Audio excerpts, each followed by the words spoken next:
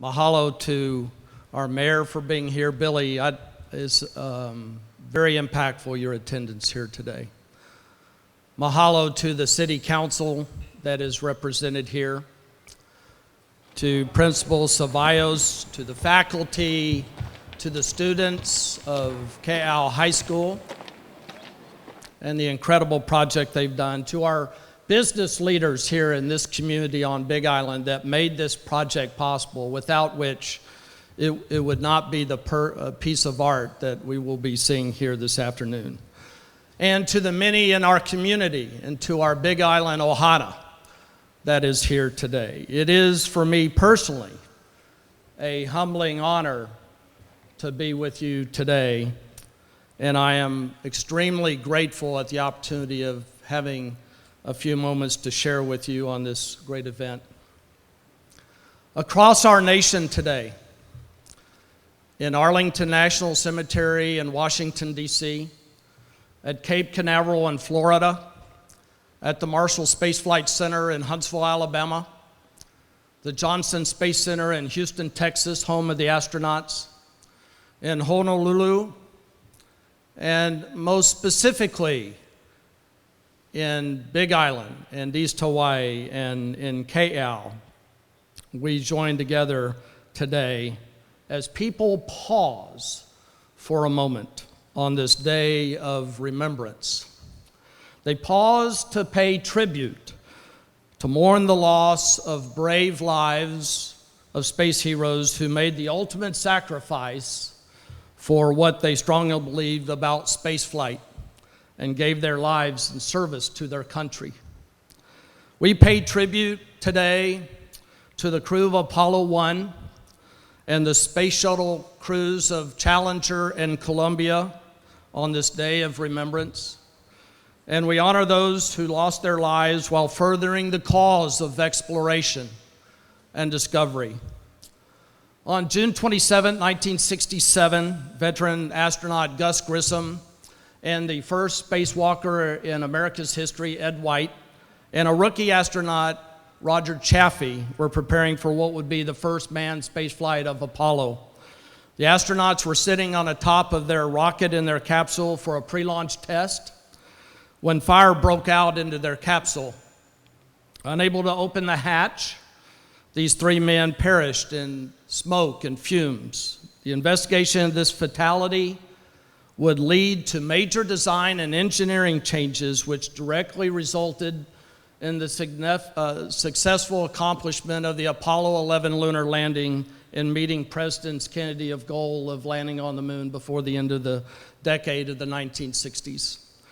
Later, 7 members of the Space Shuttle Columbia were just 16 minutes from landing back in Florida on February 2003 when Mission Control lost contact with the shuttle as it broke apart on re-entry over Texas as a result of a hole in the leading edge of the wing. But closer to us in Hawaii, we remember today the Space Shuttle Challenger crew and one of our own Ohana. 30 years ago today, on January 28, 1986, NASA lost 7 more of its own, including Hawaii's first astronaut, Elison Onizuka.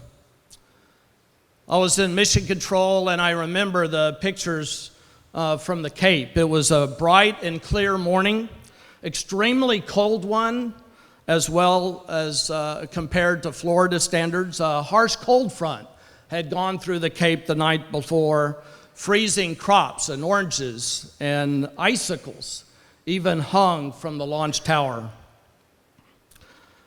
As the Space Shuttle Challenger sat there counting down to its liftoff from the Kennedy Space Center. Late the night before, engineers had warned against a launch in such a cold weather, uncertain of how the cold might affect seals in the shuttle's twin solid rocket boosters. But managers overruled them, and their concerns never reached top officials nor the astronauts. A little more than 1 minute after launch, 30 years ago today, high above the Kennedy Space Center, The shuttle Challenger was ripped apart after failure of a rubber seal that allowed hot gas flames to erupt between two joints in the field segment of the solid rocket booster, eventually igniting the large orange external fuel tank that supplies hydrogen and oxygen to the three main engines.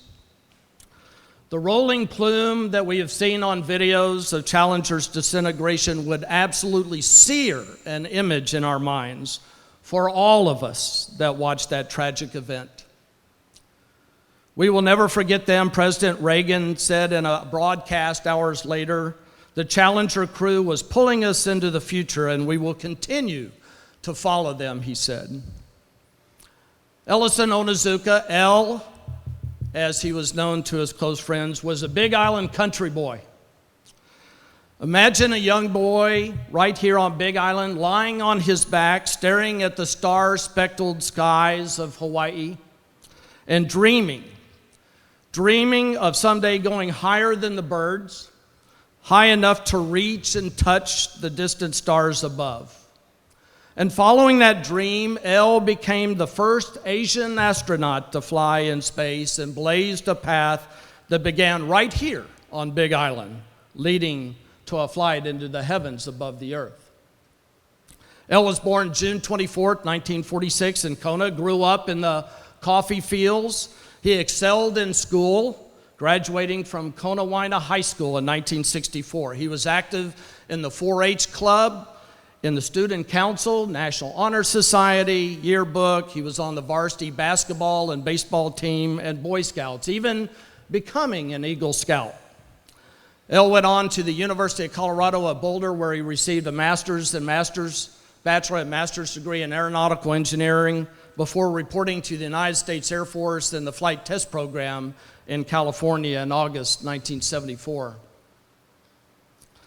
Then, against stiff competition, over 8,000 applications, Elison Onizuka was selected in 1978 as one of just 35 astronauts that would be a part of the brand new space shuttle program for NASA. He was the first Japanese American selected to participate in America's space program.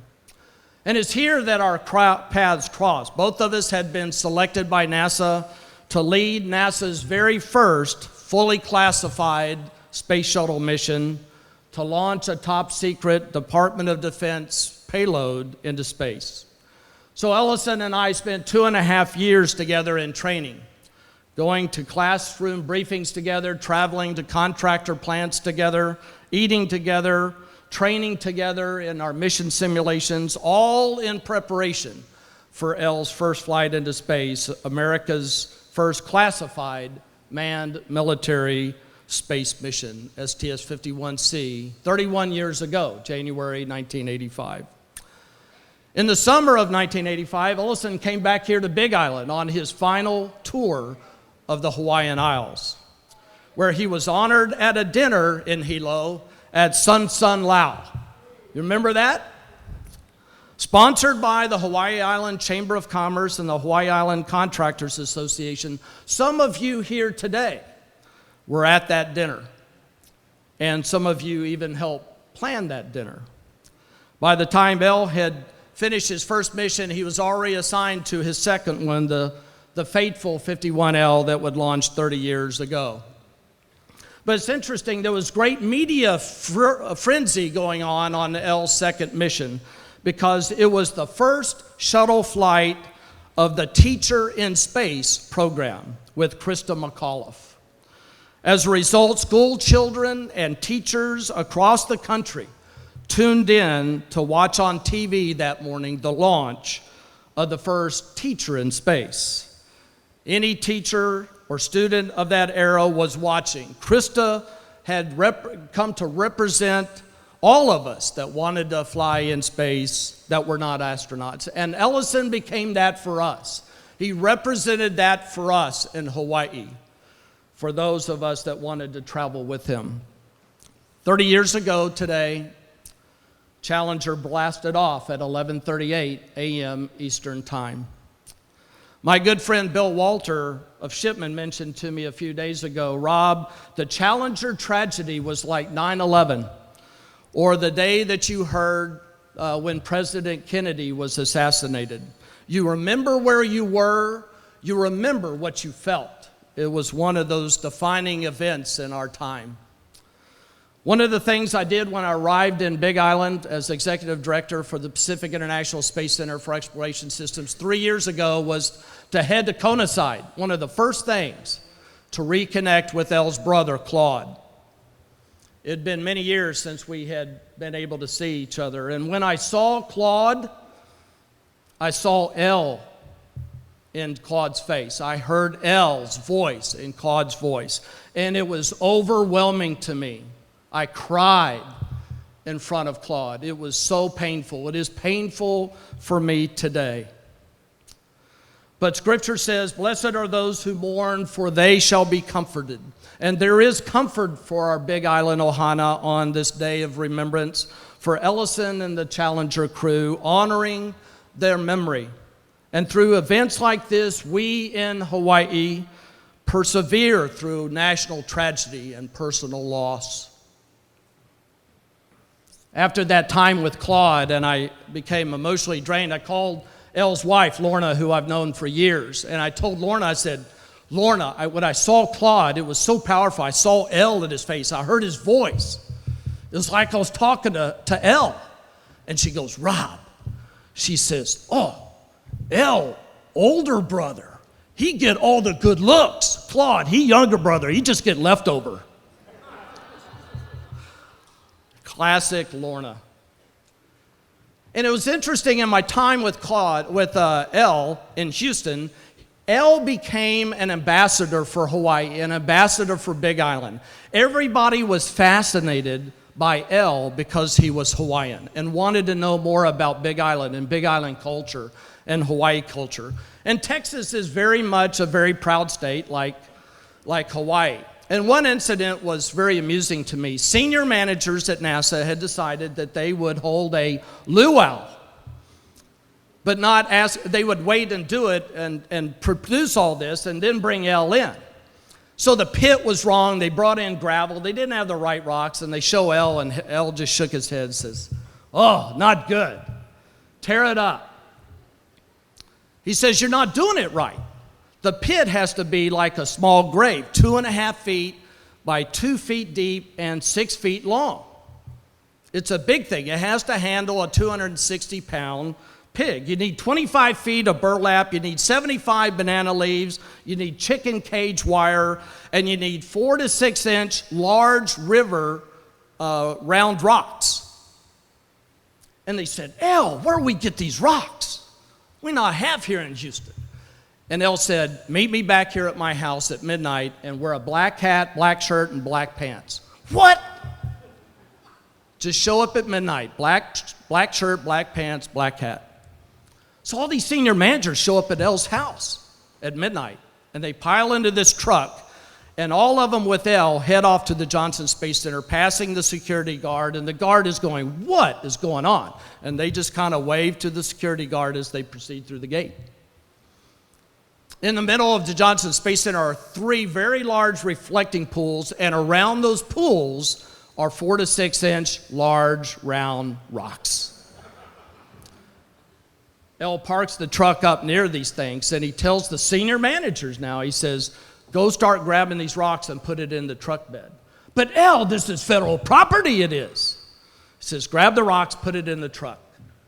So they load up the truck with all these round rocks, just perfect for the luau. Take it back, and at a backyard of one of the managers, they make this big pit with the rocks and cook it. Elle shows them exactly how to do it. At the end of the feast, which was fabulous, one of them turns to Elle and says, Elle, what are we going to do with all these rocks? That's federal property. And Elle says, quick, cover it up. So somewhere in Clear Lake, around the Johnson Space Center, somebody owns a house, and the backyard is full of government property. He was quite the character. He had a large laugh larger-than-life personality, and he cared for the next generation behind him. He spent much time talking to children and students and scouts. El was quoted at one school event as saying, "Your vision is not limited by what your eyes can see, but what your mind can imagine. Make your life count. The world will be a better place for that." One of the things I learned I did not know for many, many years, I heard this morning from Claude, that Elison in 1980 gave the commencement address at Cotahuina High School. And the fourth paragraph of that address is now on the back page of every U.S. passport. Isn't that amazing? We in Big Island, through El, are represented on every United States passport, along with sayings from presidents and other. But I think El would be disappointed, as I reflect on this time, that we have gone an entire generation in Hawaii with no one from Hawaii following in his footsteps as an astronaut to sail among the stars. He did this to make a path for the younger generation of Hawaiians to follow, not to be the only voyager. Elison would, if he were here, want us to continue to reach for the stars in Hawaii, in Big Island, to study the wonders of the universe and to learn about this planet that we call home. Just as El laid on his back staring at the starry skies in the Isles of Hawaii from Kona and dreaming of someday going higher than the birds and high enough to reach and touch the distant stars above, he would not have wanted it to end with him. His message, as it is for many of us in our community that have a heart for students, was to seek to inspire the young people of Hawaii to pursue careers in science and technology and engineering and math. And yes, to be the next astronaut from Hawaii to fly in the heavens. And I too think, and if El were here, he would look and be very encouraged about the opportunities to do that in Hawaii. Expanding aerospace to be a new economic driver within our state and within Big Island, and specifically East Hawaii, with unmanned aerial vehicles and small satellite launch boosters and space tourism from Kona.